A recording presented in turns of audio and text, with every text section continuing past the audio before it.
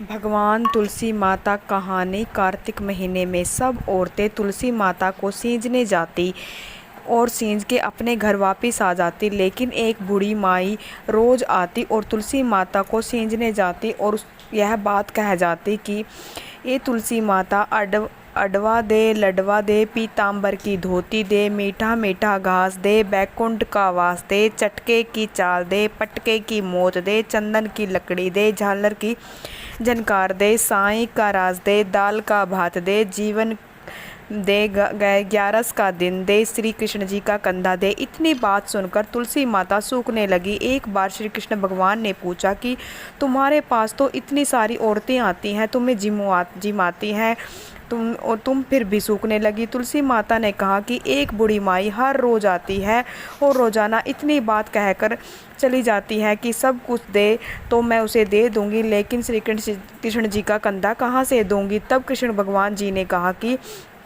तुम चिंता मत करो, जब बूढ़ी माई प्राण छोड़ेगी तो मैं उसे कंधा देने आऊँगा। थोड़े दिनों के बाद बूढ़ी माई मर गई तो सब उसे उठाने लगे। वह इतनी भारी हो गई कि वह किसी से नहीं उठी। सब कहने लगे कि इतनी पूजा पाठ करती थी तो इसके बाद भी यह भारी हो गई। पापनी थी, पाप की माला फेरती थी, इसके बाद यह भारी हो गई।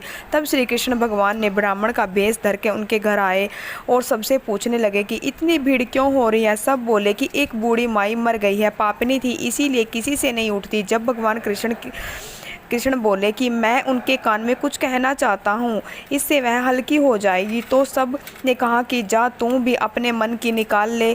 भगवान ने जाकर उसके कान में कहा, बूढ़ी माई तू बिड़ला सींजे मेरा, मैं निस्तार करूँ तेरा। बुढ़िया माई अडवा ले, लडवा ले, पीतांबर की धोती ले, मीठा मीठा ग्रास ले, बैकुंठ का वास ले, चटके की चाल ले, पटके की मोत ले, चंदन की लकड़ी ले, काठ की झलकार ले साईं का राज ले, दाल भात जीवन ले, श्री कृष्ण का कंधा ले। इतना सुनते ही बुढ़िया माई हल्की हो गई और भगवान श्री कृष्ण उसे अपने कंधे पर ले गए और उसकी मुक्ति हो गई। तुलसी माता जैसे उसकी मुक्ति की वैसे हमारी भी करना, जैसे उनको श्री कृष्ण भगवान जी का कंधा दिया वैसे हमें भी देना। जय तुलसी मैया, जय पथवारी माता, जय तुलसी मैया, जय तुलसी मैया।